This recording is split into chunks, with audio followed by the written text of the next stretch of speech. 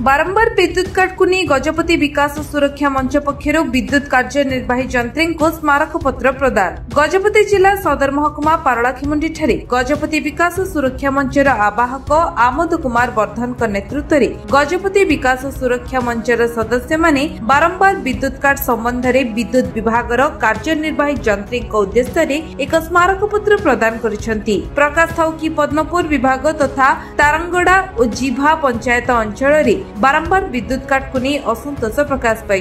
ग्रीष्म प्रवाह जारी रहिथिबा बेले शिशु ठारू आरंभ करी वृद्ध व्यक्ति और साधारण जनता नाही नथिबा असुविधार सम्मुखीन हेउछंती। तेणु विद्युत विभाग को अनुरोध करा जाउछि जे बारंबार विद्युत काट हेबारे रोक लगाइबा पई अतिशीघ्र कोनोसी विकल्प व्यवस्था ग्रहण करंतु, नचेत आगामी दिन में गजपति जिला विद्युत विभाग कार्यनिर्वाही जंत्री कार्यालय सम्मुख में अंचलवासी बाध्य होई धारणा देबे बोली स्मारक पत्र रे उल्लेख रही।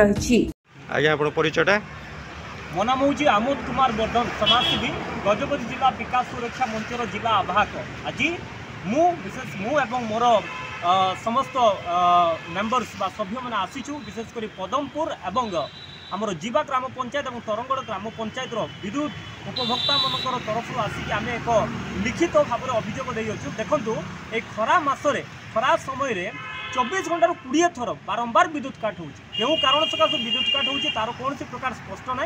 द्वितीय कथा विद्युत काट है कौन अधिकारी आसिक पुनर्बार रिकनेक्शन देवाई कौन प्रश्न उठुनी।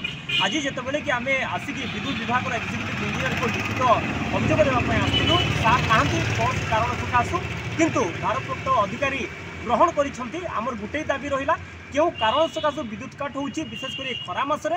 द्वितीय कथा है जदि एभली भाव में बारंबार विद्युत काट हम ताहले गजपति जिला सुरक्षा मंच तरफ एवं विशेषकर पदमपुर ग्राम पंचायत, जीवा ग्राम पंचायत, तरंगड़ ग्राम पंचायत ये जो पदमपुर लाइन समस्त उपभोक्ता माने विद्युत उपभोक्ता मैंने एकत्रित होकर पंचायत कार्यालय एवं विद्युत विभाग विद्युत कार्यालय सम्मुख में धारणा देवे, प्रतिवाद देवे एवं जदि कौन प्रकार दायी हुए कौन प्रकार घटना घटे ताहले विभाग अधिकारी मैंने तार दायी रही। गजपति रेणुबाला बेहेरा रिपोर्ट, विश्व विजय न्यूज ओडिशा।